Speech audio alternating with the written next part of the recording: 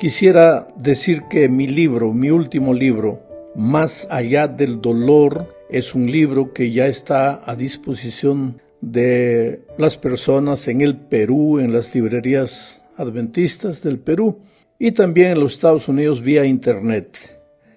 Este libro habla de que más allá del panorama sombrío que vemos, de las dificultades financieras, de los problemas de falta de empleo, de este coronavirus, del temor, de la zozobra que se apodera del ser humano, más allá de todo eso hay esperanza. La mano poderosa de Dios siempre está guiando la vida de sus hijos. Es un libro lleno de historias de gente que pasó por el Valle del Dolor y salió finalmente victoriosa. Bueno, vamos esta semana a hablar del poder de la oración en la conquista de almas para Cristo. Antes de pensar en buscar traer personas para Cristo, creo que tenemos que pensar en nosotros mismos, en nuestro crecimiento espiritual. El asunto es que no hay crecimiento espiritual si no aprendes a pasar tiempo a solas con Dios, conversando con Él, hablando con Él, caminando en la calle con Él, en tu corazón, conversando mientras manejas tu carro, mientras realizas otro tipo de actividades. Todo lo que haces en la vida, tú puedes dirigirlo hacia Dios y estás conversando con Él. Al fin de cuentas, queridos, nosotros podemos acercarnos de las personas con amor, conquistar la amistad de ellas, lo que quieras, darle nuestro testimonio personal, enseñarles la palabra de Dios, en fin. Pero hay algo que no podemos hacer y es transformar el corazón de las personas. La conversión es un trabajo eminentemente divino y a nosotros como seres humanos solo nos resta orar y clamar a Dios para que el Espíritu de Dios transforme la vida de esas personas. Asimismo, aunque el Espíritu trabaje, si las personas no abren el corazón, pues Jesús dice, yo estoy a la puerta de tu corazón y llamo. Si me abres, entro, pero si no me abres, ¿qué voy a hacer? Entonces, nosotros como seres humanos debemos colocarnos en las manos de Dios. Y aquí entra el papel, el trabajo maravilloso de la oración.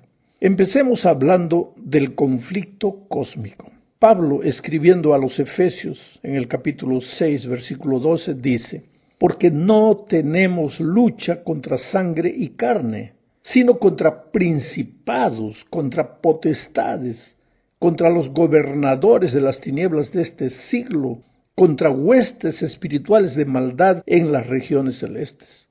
Sabes que hay mucha gente que no se da cuenta de que por tras de todo lo que vemos está la mano del diablo tratando de quitarle a Dios la adoración, la soberanía, la autoridad. Este problema del coronavirus, los problemas de las guerras, de los terremotos, no son provocados por Dios. El diablo trae el dolor al mundo, pero quiere hacerle creer a los seres humanos que Dios los está castigando, que Dios está mandando todas estas cosas horribles. ¿Y para qué?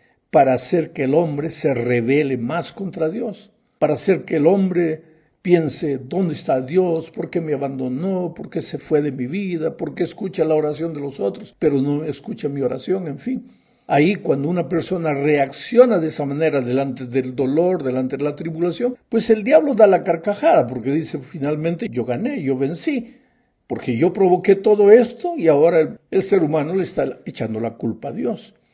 Entonces, nuestra guerra no es contra sangre, no es contra carne, es contra fuerzas invisibles de las cuales a veces ni tenemos conciencia. Y en esta lucha espiritual, pues solo una fuerza espiritual, solo que esa fuerza espiritual no está en nosotros. Esa fuerza viene de Dios y es por eso justamente, porque nuestra guerra no es contra sangre ni carne, que necesitamos ir a Jesús. Yo encuentro muchas veces personas que luchan, aplican su dominio propio, su fuerza de voluntad. Muchas personas que cambian completamente el régimen alimenticio para tratar de ganar fuerzas para vencer el mal. No, querido. Yo no digo que el cristiano no tenga que tener un régimen alimenticio correcto, pero si tú piensas que por eso vas a tener fuerzas para derrotar al mal, estás completamente equivocado. Porque nuestra lucha no es contra sangre y carne, nuestra lucha es contra una fuerza espiritual. Claro que tienes que vivir de manera saludable, pero más tienes que doblar tus rodillas y aprender a vivir las 24 horas en espíritu de oración, además de la oración arrodillado, una oración establecida, aprender a vivir constantemente dependiendo de Dios. En la segunda parte hablaremos de Jesús como nuestro gran intercesor. Jesús, a lo largo de su ministerio, fue un hombre de oración. Oró en la hora de su bautismo. Oró antes de iniciar su ministerio. Pasó 40 días orando y ayunando. Antes de escoger a sus discípulos, pasó una noche entera orando. Las grandes obras que él realizaba, de hacer andar paralíticos, curar leprosos, no eran resultado de su fuerza divina. Es verdad que Jesús nunca dejó de ser Dios. Él tomó la forma humana, pero nunca dejó de ser Dios. Nunca perdió sus poderes de Dios. Pero al venir a la tierra hizo un trato con su Padre, de que en la tierra no usaría sus poderes divinos para nada. Por eso, en el desierto de la tentación, el diablo quiso hacerlo usar sus poderes divinos. Y si lograba eso, hacía pecar a Jesús. Jesús hizo un trato con su Padre al venir a este mundo, que en este mundo no usaría para nada sus poderes divinos. Por lo tanto, las grandes obras de victoria sobre el pecado y las grandes obras maravillosas de curación, milagros que hizo, lo hizo en el poder de su Padre. ¿Por qué? A través de la oración. Hay en la Biblia un incidente elocuente del poder de la oración. Si tú revisas los 4 evangelios, vas a ver muchas veces que Jesús se retiraba. Jesús era un hombre solitario. Se retiraba a las montañas, doblaba sus rodillas, conversaba con su Padre. A veces las sombras de la noche llegaban y él estaba arrodillado. Y cuando al día siguiente la luz del sol salía, él continuaba arrodillado. Después bajaba de la montaña, de su lugar solitario de oración, y llegaba a las multitudes con poder. Ese es el incidente que encontramos en Marcos capítulo 9. Voy a leer los versículos 14, 17, después del 20 al 28. Dice así: Cuando llegaron a donde estaban los otros discípulos, y esto habla de cuando Jesús fue al monte de la transfiguración y pasó orando y clamando a Dios. Entonces, cuando llegaron a donde estaban los otros discípulos, los encontraron rodeados de una gran multitud. De entre la multitud, uno le dijo al maestro: Te he traído a mi hijo. Tiene un espíritu que lo ha dejado mudo. Cada vez que se posesiona de él, lo sacude.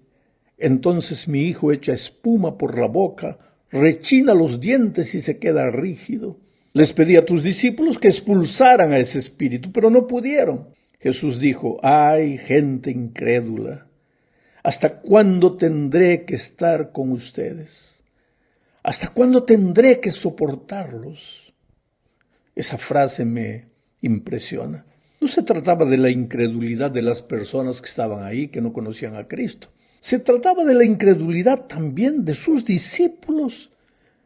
¿Qué tipo de incredulidad? ¿Acaso no lo seguían, no creían en él? Creían en él, pero no creían en sus palabras, porque él ya les había enseñado muchas veces acerca del poder de la oración, pero esa gente trató de sacar al espíritu inmundo, esos discípulos, con sus fuerzas, usando tal vez palabras, pero no consiguió. Por eso Jesús quedó triste y dijo: ¡ay, gente incrédula! ¿Hasta cuándo tendré que estar con ustedes? ¿Hasta cuándo tendré que soportarlos? Tráiganme al muchacho. Cuando Jesús vio que la multitud se agolpaba, dice el texto, reprendió al espíritu inmundo y le dijo: Espíritu sordo y mudo, yo te ordeno que salgas de este muchacho y que nunca vuelvas a entrar en él. El espíritu salió gritando y sacudiendo con violencia al muchacho, el cual quedó como muerto. En efecto, muchos decían: está muerto, pero Jesús lo tomó de la mano, lo enderezó y el muchacho se puso en pie. Ahora, cuando llegaron a la casa, cuando Jesús entró en la casa, dice el relato, sus discípulos le preguntaron a solas: ¿por qué nosotros no pudimos expulsarlo?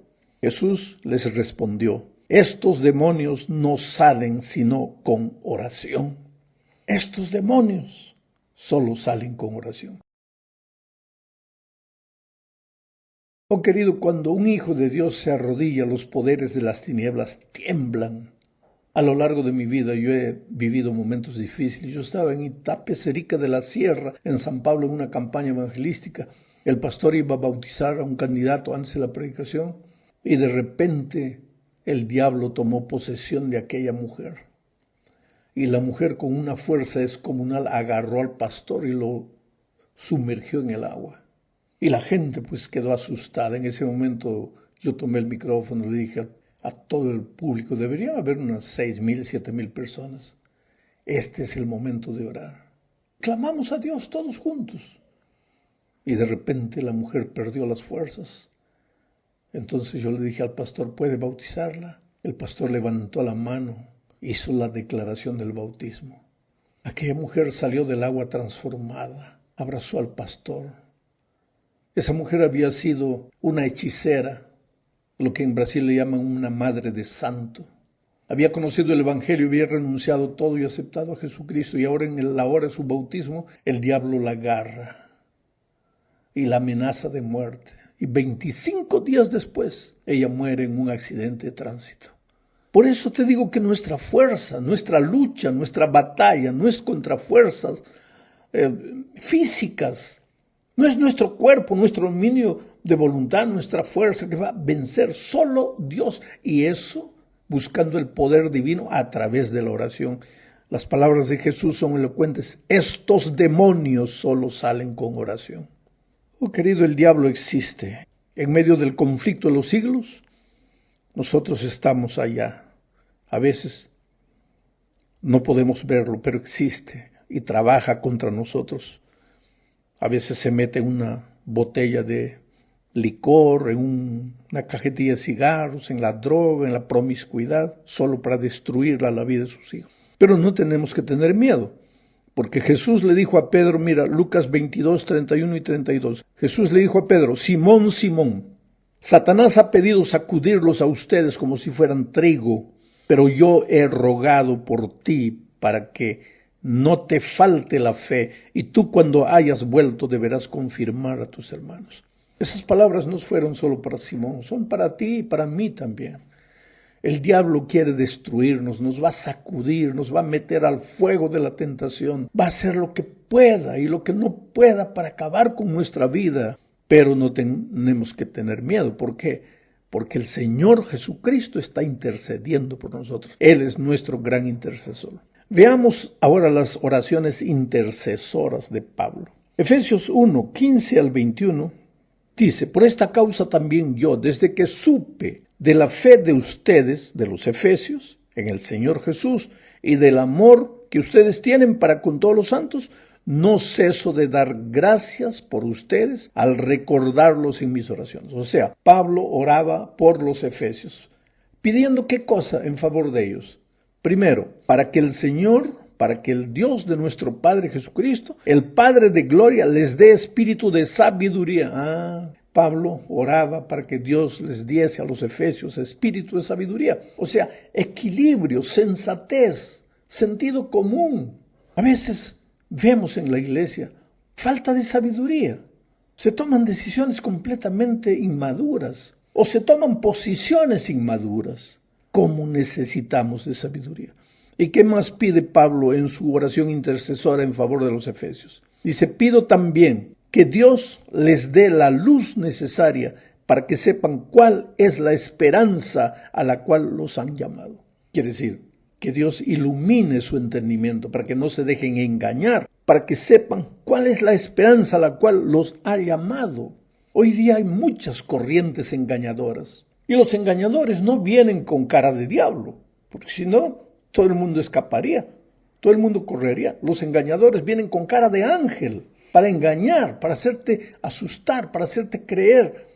No, que los líderes están equivocados. No, que la iglesia tiene que cambiar, que la estructura tiene que cambiar. No, que esto, no, que aquello.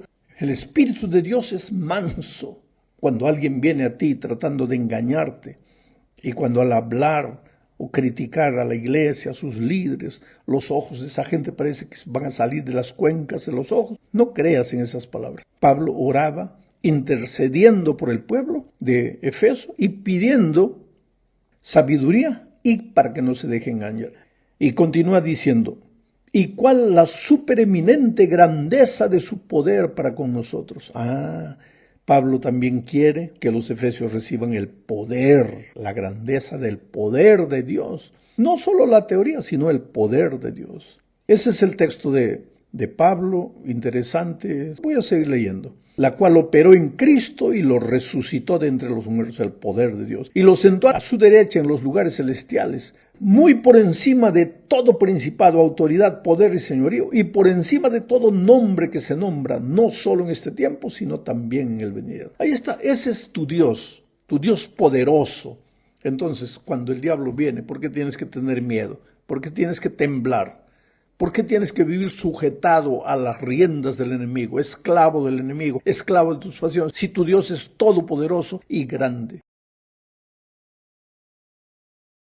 Pablo también intercede por los filipenses de una manera extraordinaria, clamando a Dios para que la gracia de Dios acompañe a los filipenses, para que el espíritu misionero no los abandone, para que el poder de Dios caiga sobre ellos. Bueno, en la cuarta parte hablaremos ahora de los poderes invisibles de la oración. El conflicto de los siglos a veces, querido, es invisible a nuestros ojos. Hay muchas cosas que nosotros vemos y percibimos, pero hay otras que escapan a nuestro entendimiento. Por ejemplo, Daniel estaba preocupado con el cumplimiento de la profecía que había recibido. Él mismo no lo entendía y clamó por la ayuda divina y oró, pero la respuesta no llegaba hasta que finalmente el ángel del Señor apareció. Y mira lo que le dijo en Daniel 10, 12 al 14. Entonces aquel hombre, el ángel, me dijo, no tengas miedo, Daniel, porque tus palabras fueron oídas desde el primer día en que dispusiste tu corazón a entender y a humillarte en la presencia de tu Dios.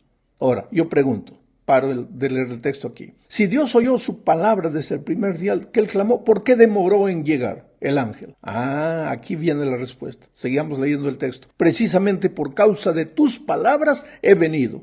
El príncipe del reino de Persia se me enfrentó durante 21 días. Pero Miguel, que es Jesucristo, que es uno de los príncipes más importantes, vino a mí en mi ayuda y me quedé allí con los reyes de Persia. Ahora he venido para hacerte saber lo que va a suceder a tu pueblo en los últimos días. La visión es para esos días. ¿Qué está queriendo decir aquí? El ángel fue enviado por Dios para ayudar a Daniel, pero en el camino el diablo, el príncipe de Persia, es el diablo, lo agarró. Lo impidió de llegar a nosotros. 21 días de lucha hasta que Miguel, el propio Señor Jesucristo, vino, ayudó al ángel a destruir las fuerzas del mal y el ángel pudo llegar a Daniel. Ahora, tú no ves eso con tus ojos, la lucha terrible que hay entre los bastidores. Los ángeles del demonio con los ángeles de Cristo, luchando constantemente. Cuando el diablo viene con sus ángeles a destruirte, ¿tú crees que Jesús se queda en manos cruzadas? No, envía sus ejércitos para ayudarte. Hay una lucha terrible entre ellos, solo que nuestros ojos no perciben nada de eso. Bueno, llegamos al fin de este estudio hablando del foco de la oración. Además de orar por nosotros, querido, debemos aprender a orar por las otras personas, especialmente por los amigos y familiares que deseamos llevar a Jesús. Job 40.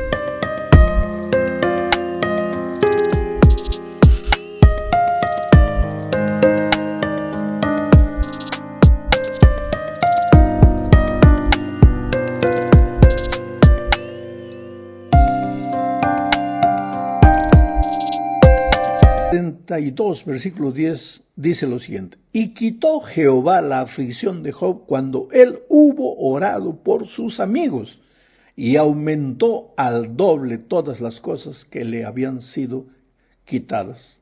¿Qué pasa? Job perdió todo, el diablo le quitó todo, Le quitó hasta la salud, estaba todo sarnoso. ¿Tú crees que Job oraba? Claro que oraba. ¿Y en qué consistía su oración? Oh Señor, bendice, me ayuda, me sana, me cura, me devuélveme lo que el diablo le quitó. Job era un ser humano, como cualquier ser humano. Muchas veces hasta vaciló. No negó, no perdió la fe, pero vaciló. Suplicó a Dios y nada. No respondía. Parece que Dios no respondía. Pero entonces Job dejó de orar por él y empezó a orar por sus amigos. Y ahora viene el texto y dice, y quitó Jehová la aflicción de Job cuando él hubo orado por sus amigos. O sea, la oración intercesora tiene un poder tremendo. Mientras Job estaba pidiendo solo por él, nada sucedía. Cuando empezó a orar por los otros, sucedieron las cosas maravillosas. Oh querido, no te canses de orar, sigue orando. No ores solo por ti, ora especialmente por tantas personas que necesitan de Jesús. Yo conozco historias interesantísimas. Había una pareja que tenía un hijo. El hijo nació en la iglesia, creció, se fue, no quería saber nada de Dios, nada de la iglesia, inclusive porque los padres hablaban tanto con él acerca de la iglesia, de Jesús. Él se fue.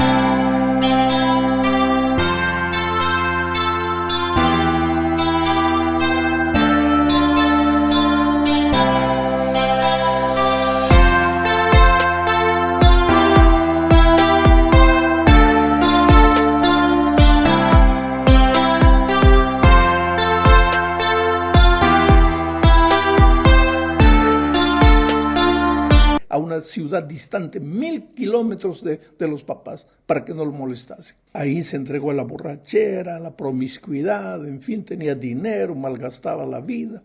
Un sábado a las 11 de la mañana, él estaba en la playa, ahí borracho, medio ebrio, cuando sintió que se moría. Cayó fulminado, lo llevaron al hospital, en fin, se le había bajado la presión. Esa noche, él llamó a los papás y les dijo todo lo que había sucedido con él. Y ellos preguntaron a qué hora fue.